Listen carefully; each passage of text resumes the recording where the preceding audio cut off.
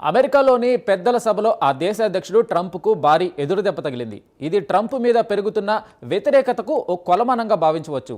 Brazil మీద విధించిన 50% టారిఫ్లకు సంబంధించిన తీర్మానాన్ని 5 రిపబ్లికన్లు వీగిపోయేలా చేశారు. 100 మంది సభ్యులున్న సెనెట్లో 52 నుంచి 48 ఓట్ల తేడాతో ఆ తీర్మానం వీగిపోయింది.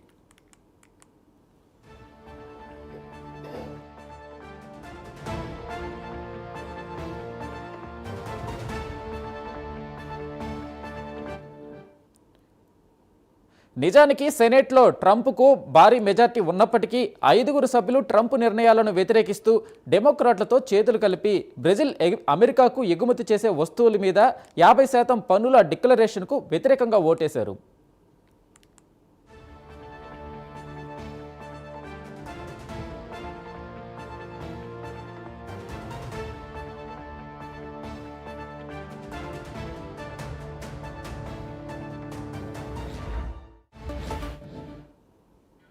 ఇది ట్రంప్ జూలైలో విధించిన ఎమర్జెన్సీ డిక్లరేషన్ను రద్దు చేస్తుంది. దీని ఫలితంగా coffee, beef, orange juice, oil వంటి బ్రెజిల్ వస్తువులపై టారిఫ్లు తొలగిపోతాయి. అయితే ఈ రెజల్యూషన్ హౌస్ ఆఫ్ రిప్రజెంటేటివ్స్లో చెల్లుబాటు కాదు.